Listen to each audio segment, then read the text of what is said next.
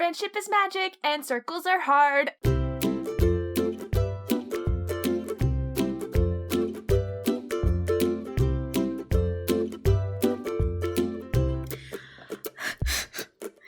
Welcome back to Girls Talk Comics. This is Erin, full of allergies today. This is Jessica, Lieutenant of Literature, who is going to learn how to talk again soon, I promise. I feel like every time we come in, it's always some struggle with words and our voices, and maybe we should look into warm-up exercises or something. Me, boo, boo, boo, boo, boo, boo, boo. There was one video I saw where the guy was like trilling R's and just being like, and I think about that a lot when I have early morning meetings and then I never do it. You want to know what I think of? Whenever I think of voice exercises, I think of Liar Liar when he's like trying to lie and he just does the Jim Carrey freakout thing and he ends up going like, bad baby, because for some reason that like really heavy B sound like sticks in my head. So yeah, that's how my brain works. I think of the marker is red or whatever, that scene. That's what sticks with me from that movie. I've had better. Is that because that's the thing that I always think of. I'm gonna watch this movie again after we're done recording. I'm gonna watch Liar Liar just because I haven't seen it in forever. Yeah, yes. But that's not what we're talking about today. I mean, we could talk about Liar Liar, but it'd probably be really unfulfilling since our episode is supposed to be about Witch Had Atelier. Ooh. Yeah. Do you remember that book? Like we just read it, kind of. But, I mean, I have vague memories of already recording this episode. Must have been a different timeline. Are we in an alternate universe? Must have been a different universe. I don't know. So much has happened in 2020. We could be. I wouldn't even be surprised if somebody was like, oh, turns out we slipped timelines. I'm like, well, fuck us. Just in case we did switch timelines, do you want to tell me a little bit about it so I know that we're on the same page? Yes. So the Witch Had Atelier that I read, which is hopefully from the same universe that you read, is by Kamome Shirahama. And it is about a little girl named Coco who's going to go off and learn how to become a witch. And Coco is absolutely the most precious character in the world. And the witching world here is one of those very, like, I think it's a little better than Harry Potter because instead of it being you got crushed on your 11th birthday when you didn't get a letter, it's much more like you could just learn how to do it. You did kind of have to be born into it, but you could just, I don't know, like spy on a witch when they kindly ask you not to and accidentally learn what it means for them to cast magic and then get really, really excited because it's your personal life dream to be a witch. And you've been absolutely fascinated by it since you were 5 years old. And this hooded, masked witch handed you a book of spells and was like, oh, here you go, 5-year-old child who's fascinated by magic. Take this book of spells and go off into the world. And because you're so excited, you don't ask any questions and you don't think about it because you're also 5. And your mom is like, okay, sweetheart, that makes perfect sense. Sure, somebody gave you a book. And it's a festival, so they're probably like, oh, it's a book for kids, and it's totally not suspicious. But then you have this book still and you're 11, and you learn what it really is to cast magic. And so you go and you try to copy the spells from the book. Because it turns out magic in this world is actually super, super cool. And it's just mostly drawing circles and symbols and lines. And so when you find that out because you spied on the really nice witch master who just happened to be there to buy fabric from your family, you copy some spells that actually turn out to be really hella evil, and you turn your mom to stone. Oopsies. So yeah, what kind of stone? That's kind at of least kind of what like happened gems. in mine. Either way, what credit's due. I think it's like gems, which That's is way true. pimper. I mean, like if I was gonna fuck up, I'd rather it be like sparkles than concrete. That's all I'm saying, Erin. Also, it's just a for instance, right? Like, this isn't what she actually does. I mean, hypothetically speaking, it may or may not happen. It happened in my Witch Had Atelier Volume 1 from my universe. Okay, it matches mine, too. I just wanted to make sure we were on the same page. Okay, cool. So, note to us, we're in the same Witch Had Atelier universe, at least. Yes. Kudos to that. Gosh, I mean, this book has a lot of stuff in it. Coco, after she hypothetically has that run-in with the witches and turning her mom into sparkly concrete gems, whatever you decide it is, because it is in black and white. And she does go off to start learning how to properly use magic. You find out that this book that was handed to a toddler was, I mean, dramatic hints aside, it was an evil book. And Master Kifri, the witch master who found her, he takes her to be his student, teach her the ways of magic, and also with the agreed upon ulterior motive, like Coco is a willing participant in this, that he and her will work together to try to find a way to bring her mom back. But they have to be pretty secretive about it because magics like that are really heckin' illegal in this universe. Like, they don't even use... Yeah. You find out later that they don't even use, like, healing magic in this universe because it's magic on someone's body. So... Right. She's but kind it's not of like everybody at still odds knows already. that she did it. Like, everyone still knows that she Right. did this thing. It's not like they're hiding it from everyone. Like, everyone knows that she's a big old fuck up before she even comes in. And they're like, oh, okay, so we're just supposed to let you in? Right. Hello, Miss Immediately Practiced Evil Magic. Yeah, sure, come into the bottom of our fucking, like, sanctum and learn all of the tricks of our trade. Not. Like, some people are not happy she's there.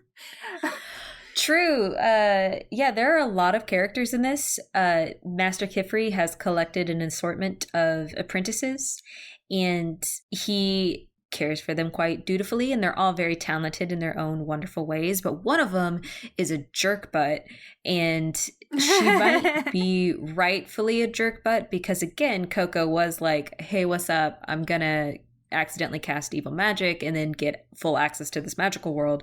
And this other person's like, excuse you, I study and I work really hard, and I'm going to kind of haze and bully you, which is less than nice. I will shake my finger at those behaviors, but joke's on her. Coco wins the day. So take that. Ha! In your face. In your I don't know. face. I think the character's right. I really like Coco a lot.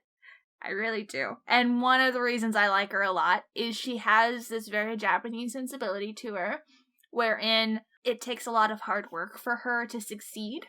There's no ex machina that just sort of fixes it for her. It's very much a trial by error. And she doesn't get the perfect solution, at least in the first volume. She doesn't ever get the perfect solution, but she gets a good enough solution. And she's resourceful and very real feeling in this magical way, Like, she does succeed a lot based on skills that she's developed in a different area of her life, working with her mom.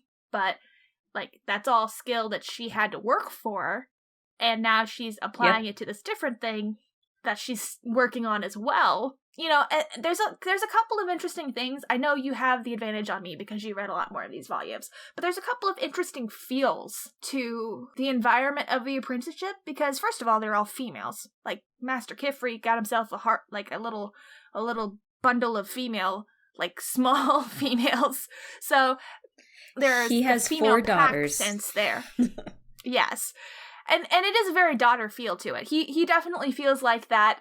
Like in Fruits Basket, there's the snake, but it's like the snake without the perviness. It's a very much like the kind of fool character, but like kind of combined with the master. So it's like he's very smart, but he's also he's got a zest for life in a way, like a zest for learning, a zest for like, yeah, let's try this new thing.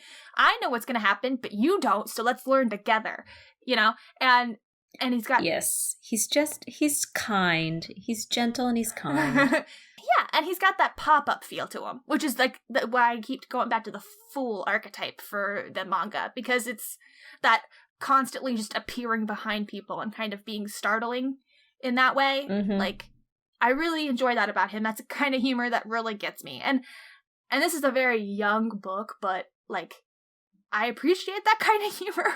And it's not like poop jokes. So like 10 out of 10 in that area. But yeah, no, it's not pervy at all. And it's really comforting. Right. kind of. The entire time I was reading this, I was expecting that kind of grooming feeling from it, because it is a grown man with 4 children who I think are somewhere between 10 and 13. Like, they're preteens, but you don't really get it. It does become very like it is very teacher without any kind of perverse overtones. If you are somebody who is like a character has to be paired up with somebody, they do introduce in this volume at least one young male character of their same age who they become friends with or try to. And it's very and even in later volumes, I'll just kind of give it away, they do introduce male characters around the same age to at least give, it feeds into heteronormativity still, but even then there's no like romantic overtures or overtones to it. It just happens to be a peer person that if you're wanting to ship them in a straight relationship, which is weird because they're fucking children, there is like an equivalent aged boy they have now interacted with, and it's not going to be some weird teacher-child thing. Because, like, let's be real, manga, anime has a lot of that overtone. There's a lot of that goes into it. But I also do like that whenever they interact with the boys of their age, it's just friendships. Yes, this is just, so to sum all of that up, it is an like age-appropriate conversations about friendships, yes, and relationships, and I love it. Oh, it's such a relief. It is. And like, I feel I am not a good person to talk about shipping with, because I'm a notoriously bad shipper. Like, I ship the wrong people all the time. I'm not bad. I was just drawn that way. And listen, if there's a bad guy, I'ma ship him with the female character. Like, if there's a bad chick, I'ma ship her with the other female character. Like, I don't care. But I feel like a lot of literature is built to foster that feeling. Like, a lot of comics or manga especially is sort of, I don't know, they build the environment in which it kind of gives you that urge, right? Like, they know about it, and they kind of leave room for, you know, like the history of queer baiting. You have like ship baiting too. I mean, like, I hate to keep going back to this, but the Kylo Ren arc in Star Wars is an excellent example of, like, they definitely left tension in there kind of intentionally to get you hooked on it. And it was really nice reading this because there was none of that. Like, even me, who will ship at the drop of a dime, had no compulsion to do so. So, like, I find it funny that this is our conversation topic, though. Why? Like, you and I have read so much manga and watched so much anime that when we pick up something and we're like, oh my god, yes, there are no sexual overtones, what a freaking relief. Like, that's the conversation topic. No kidding. We're like, this is an age-appropriate book. Like, they are children and they are treated like children. Yes, and it's like, exactly. What is the world? Like, we need to look at our media a little bit more seriously if this is what we're excited about when we pick up a manga and we're like, oh my god, yes, like, children treated as children. Ah! No, don't make me think about that too much, because it hurts me. It hurts me when I think about that. Okay. I'll keep those thoughts to myself. It's okay. Too late. When it's I fine. watch anime here with my housemate, he and I are often just making fun of forced relationships and things, and god, fan service. If I could just record us reacting to an anime, I'm not going to, because that would be like 4 hours of content of us just like occasionally coming in and be like, have you been watching this? Now I've been playing phone games. But like, it can be pretty great. I'm not gonna lie, but I love that for you. That's I'm not gonna lie though, that the lack of sexual overtones is not the reason that I like it. I mean, it's a reason I like it, but it's not the main reason I like it. When you were talking about Coco not having ex machina powers, like, that was really great, because I really loved that she actually had to work. Yeah, she actually had skill sets that they could work. Like, I was also expecting her to just be this projecting projection character, just kind of empty of skills and reactions and any motivation, but they came on and she actually is impacting others around her in really relatable, like, I can't say relatable, but because her wonder and exuberance and her excitement about things is not something I relate to anymore, but it's still refreshing. Like, she is consistent, but learning from those around her, and she is teaching them, and she is being realistic, and she's trying so hard, and we get to see her trying so hard, and instead of it just being, you know, her behind the scenes or between the episode skill development, she actually, it's very critical to her development as a character, is her ability to learn how to do this, and to do this well. And Erin, I just can't stop thinking about you saying you don't relate to her zest for life anymore. Like, are you okay? Do I need to send help? Oh, I'm totally okay. But, okay, maybe I do relate to her zest of life, because if somebody shows up with a puppy, like, that is the biggest news in the world for me. When it's like, you know, you, like, I don't know how to explain it. Little things like that really make me excited. But I think it's, I don't react to the news anymore. And yet every time she's exposed to something new, I mean, like, she's not experiencing a burnout for life yet. Nothing is familiar to her. It's like her world literally was just the clothing shop in the little town in which she lived with her mother. And like, she never really left except to go to the big city for festivals. So everything she sees is new to us and new to her. Journey. And yes. Aww. I didn't think of that before. You were just like, farm boy goes to the big city, like, farm boy saves the world. You were just explaining, and I was just like, oh my god, that's so true. This is so cute. I love it. I'm sorry, I didn't mean to interrupt you, but no, that's a really good point. I wasn't gonna call it that because I wouldn't have thought of that. So thank you. Yeah, she's a hero's journey, but like through wonder and friendship and magic and being able to draw straight lines on cloth with chalk.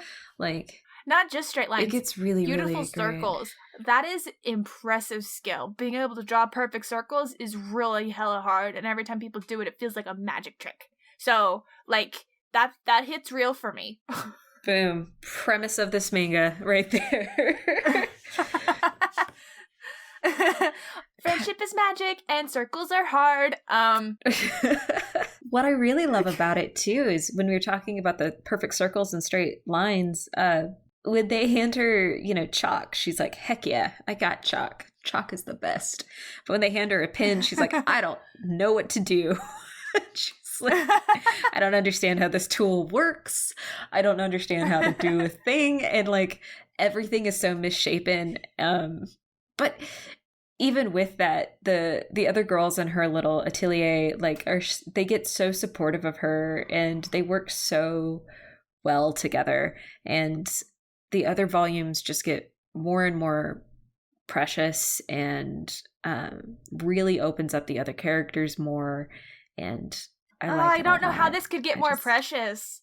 I just don't understand. Yeah, I got far enough along that it started to get insidious. Like, you know, their treachery started to show it up in the later volumes. And let's just say, you know, it's one of those stories where children are going to save the world and adults just are evil. Yeah, there are a lot of other, I mean, when the adults in this world, there come the typical issues that we all feel, where there are power structures and manipulative goals and different conflicting interests and, you know, responsibilities and rules. And they, maybe rightfully so, because there is a dark history to this world, but they get so caught up in protecting and maintaining status quo. And that's a complicated thing, I think, for anybody involved. I don't want to deep dive into that conversation right now, but it does start, the girls start interacting with it in some of the later volumes that are out now. And you know what that means? It means the hero's journey is ramping up.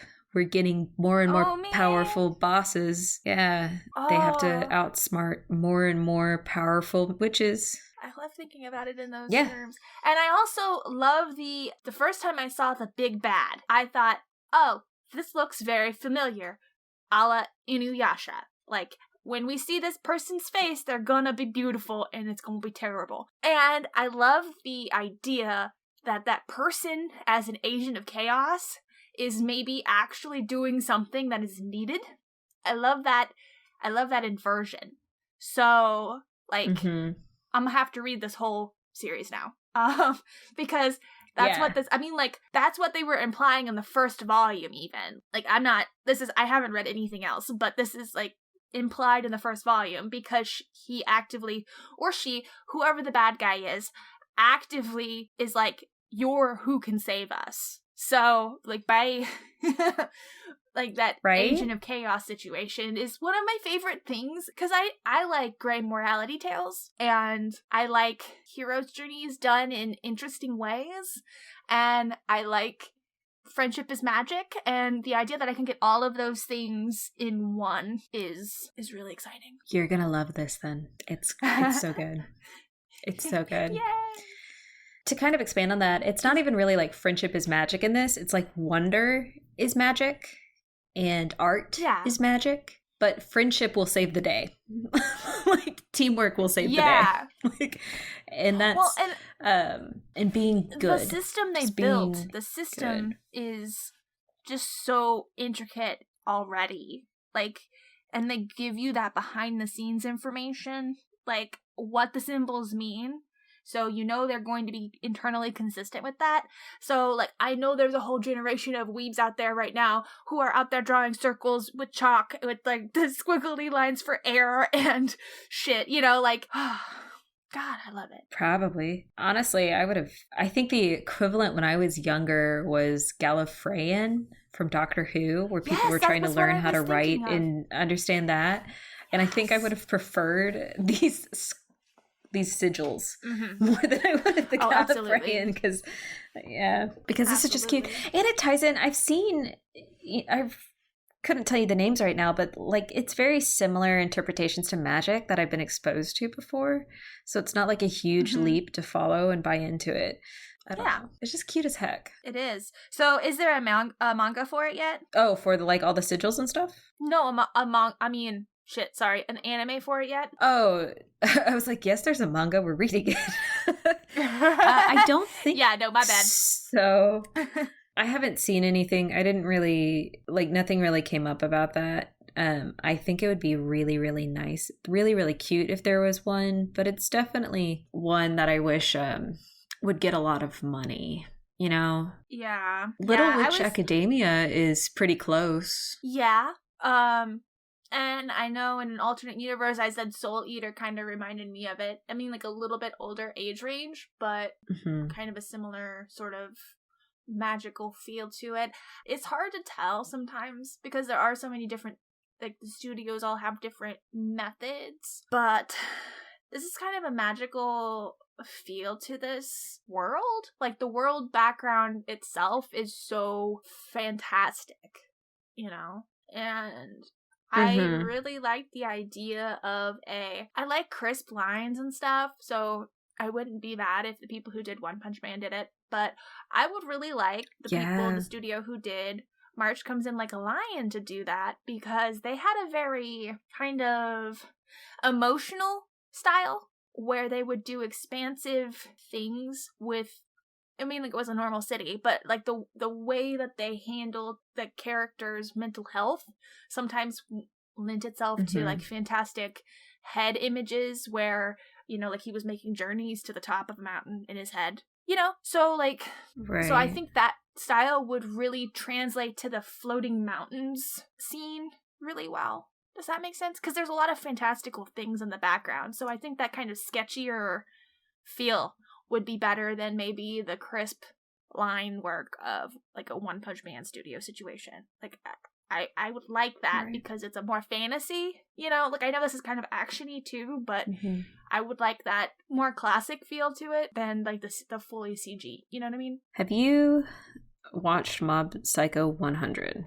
No, I've kind of it's been on my radar for a bit, but I haven't. when you're talking about anime studios, Bones, who did Ouran High School Host Club, they did Full Metal Alchemist, they did Soul Eater, they did Mob Psycho 100. I think they would be really good at it because even though this is a very lighthearted, emotive series, there is something about like the hair, the clothing, and the environments that I feel like need a lot of attention. Mm-hmm. And that is the kind of art style I think of whenever I think of how would I like to see this in an anime, is something that can give the full experience to it. Because I swear to God, if this is adapted to an anime,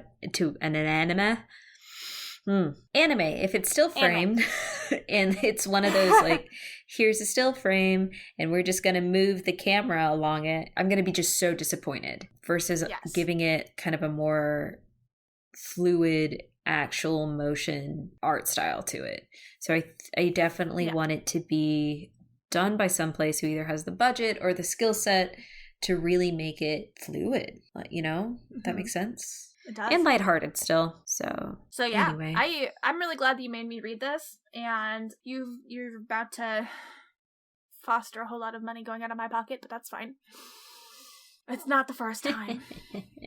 Here to help you out. I'm just here to ruin everybody's day by asking them to spend more money on products and stuff. I'm here once again Retail asking life, you for baby. Oh, wait.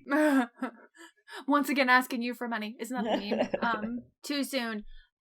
Politics. Anyway, guess we should thank the people. Yes, thank the people. Listeners. Hello, listeners. Thank you. We're here. You're here. Thank you. It's really great. You should follow us on Twitter or Facebook, but mostly Twitter because that's where I spend my time. Yeah. Hit us up on Twitter. That's where the strangers collect.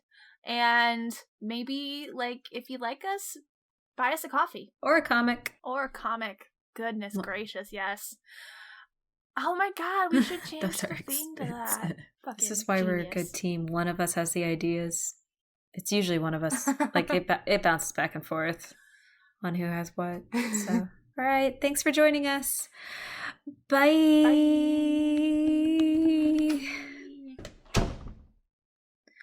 Okay.